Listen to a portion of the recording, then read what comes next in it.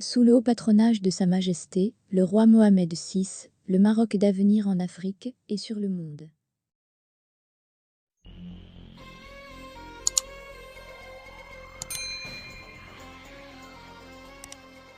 Le Maroc a créé une nouvelle région militaire, le long de sa frontière avec l'Algérie.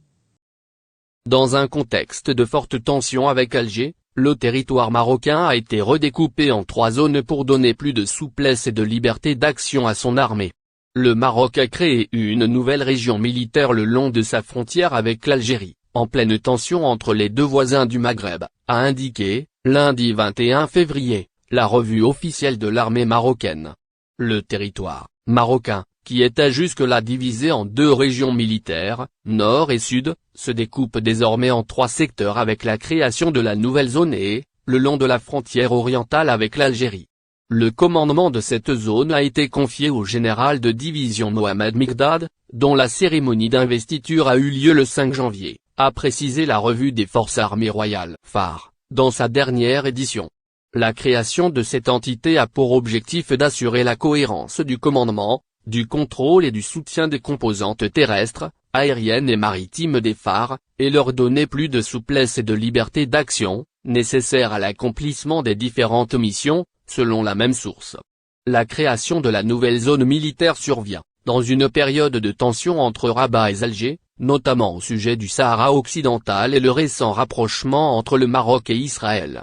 En août, après des mois de friction, Alger a rompu ses relations diplomatiques avec le Maroc, l'accusant d'actions hostiles. Rabat a regretté une décision complètement injustifiée. La question du Sahara occidental, ex-colonie espagnole considérée comme un territoire non autonome par l'ONU, oppose depuis des décennies le Maroc aux indépendantistes du Front Polisario, soutenus par l'Algérie. Rabat, qui contrôle plus des 2/3 du territoire, propose un plan d'autonomie sous sa souveraineté. Le Polisario réclame un référendum d'autodétermination sous l'égide de l'ONU, prévu lors de la signature en 1991 d'un cessez-le-feu, mais jamais concrétisé. Le Polisario a affirmé avoir tué 12 militaires marocains en février lors de différentes attaques dans le territoire disputé. Les autorités marocaines s'abstiennent généralement de réagir aux allégations du Front Polisario.